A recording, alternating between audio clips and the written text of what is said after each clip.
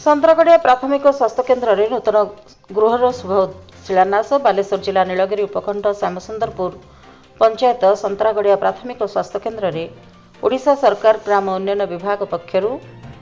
1,20,51,081 टंका अटकल मूल्य नूतन गृह निर्माण पर सांसद प्रताप चंद्र षडंगी आनुष्ठानिक भाव फिता काटी शुभ उद्घाटन करते नीलगिरी विधायक संतोष कुमार खटुआ कांडकरड़ी सरपंच राजेन्द्र राउत विभागीय कर्तृपक्ष अधिकारी और स्वास्थ्य केन्द्र में समस्त डाक्तर नर्स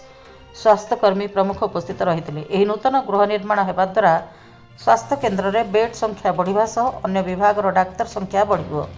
हाथ पाहांतारे किपरि अंचलवासी उन्नत मानर चिकित्सा पाइपारे यह राज्य सरकार मुख्य लक्ष्य बोली श्री षडंगी वक्तव्य कहते। ओपतारू कपिल सामल रिपोर्ट जन अधिकार लाइव।